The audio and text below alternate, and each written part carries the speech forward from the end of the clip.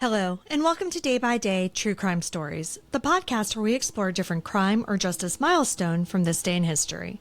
I'm your host, Kona Gallagher, and today is July 2nd.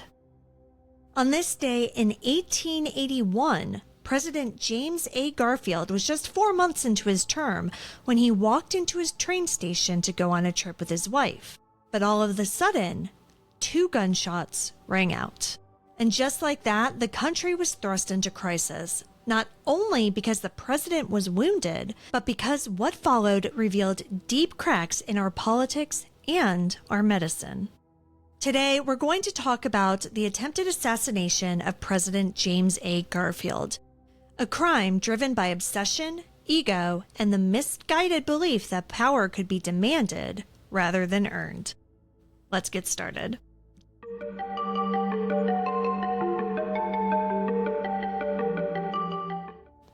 James A. Garfield wasn't supposed to be president. Not really.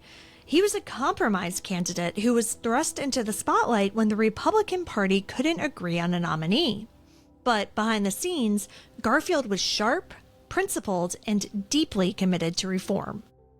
He'd fought for the Union in the Civil War, served nearly 2 decades in Congress, and came into the White House ready to tackle one of the most deeply rooted problems in American politics: the spoils system. Back then, political loyalty could land you a cushy government job. It didn't matter if you were qualified. What mattered was who you knew. And Garfield wanted to end that. He believed that public service should be about merit, not patronage. But challenging that system meant stepping on some powerful toes. And one of those toes belonged to Senator Roscoe Conkling, a political heavyweight from New York who had built his career by placing allies into high-ranking positions. When Garfield refused to give Conkling's allies top jobs, including a lucrative customs post in New York, it became clear this president wasn't going to play the game. But Garfield's real threat wouldn't come from the Senate floor. It would come from a deeply troubled man who no one had taken seriously. Until it was too late. Charles Guiteau was the kind of man who floated through life thinking that the world owed him something. He tried his hand at everything: law, theology, public speaking, even communal living, and failed at almost all of it. He was delusional, socially awkward, and often in debt. People who met him generally tried to forget him. But Guiteau thought of himself as brilliant, a visionary, a man of destiny.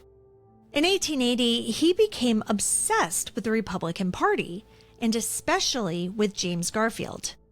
Guiteau convinced himself that a speech he'd written, which was largely plagiarized and never actually used, had played a key role in Garfield's election, and for that, he believed he deserved a reward.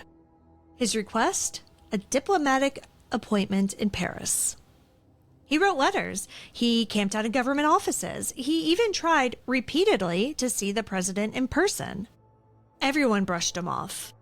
And eventually they just ignored him entirely. And Guiteau didn't take it well. What began as wounded pride quickly curdled into delusion.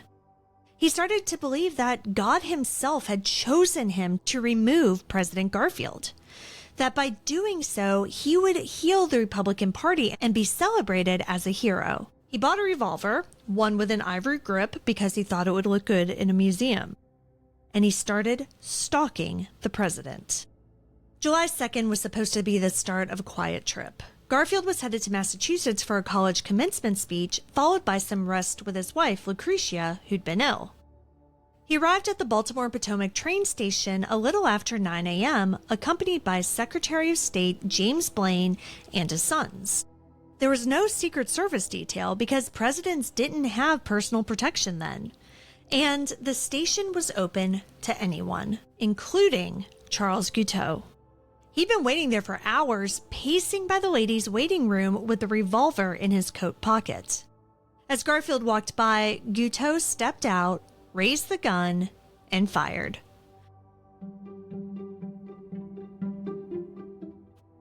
The first bullet grazed the president's arm.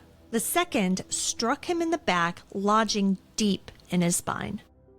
Garfield collapsed. Blaine rushed to his side, screaming for help. Bystanders panicked. And Guiteau? He didn't even run. He simply turned and began walking toward the exit, reportedly saying, quote, "I am a stalwart and Arthur is now president," end quote. He was quickly tackled and arrested on the spot. Meanwhile, doctors carried the wounded president to a side room in the station. His breathing was labored and his pain was excruciating. Word of the shooting spread like wildfire, and by midday, the White House was surrounded by stunned crowds. President Garfield was taken back to the White House, where a team of doctors began working to save him.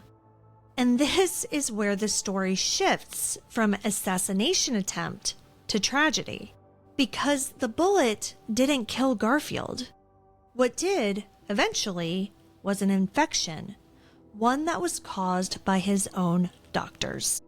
You see, at the time, American medicine hadn't fully embraced germ theory. Despite European advancements in sterilization, Garfield's doctors routinely probed his wound with unwashed hands and unsterilized instruments, searching for the bullet that they never found. They introduced bacteria directly into his body, which turned a survivable injury into a slow-motion death sentence. For weeks, Garfield suffered in agony. His body wasted away. He developed massive abscesses, septicemia, and infections so severe that even moving was a torture. Desperate to keep him alive, doctors even resorted to feeding him rectally. Still, Garfield stayed mentally sharp. He wrote letters, gave instructions, and held on for his wife and family. In early September, he was moved to a cottage on the Jersey Shore in hopes that the sea air would revive him. It didn't. On September 19, 1881, 11 weeks after being shot, President James A. Garfield died. He was just 49 years old. After Garfield's death, Guiteau was charged with murder, but instead of remorse, he seemed thrilled. He told anyone who would listen that he'd save the Republic. He even wrote letters to the new president, Chester A. Arthur, asking for a pardon. When his trial began that November, it drew national attention. The defense argued insanity, pointing to Guiteau's erratic behavior and the belief that God had ordered the killing. But the prosecution countered that Guiteau had planned the attack carefully and fully understood what he was doing.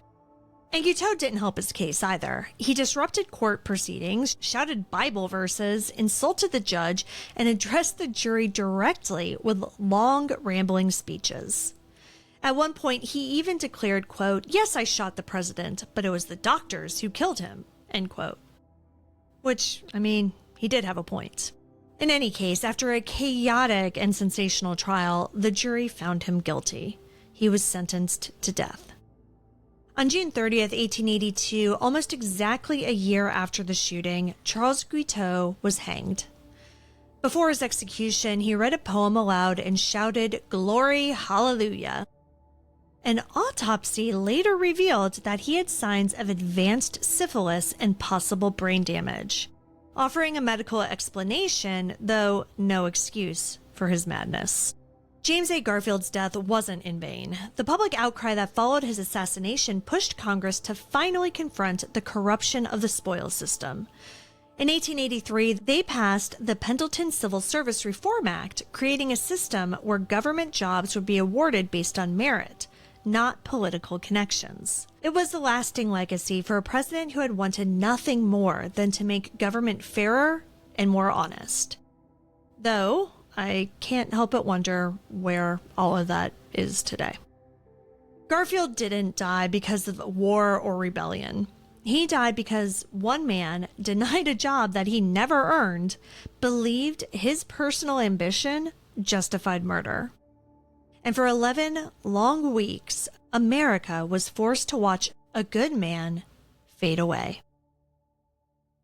Thank you for joining me on today's episode of Day by Day True Crime Stories.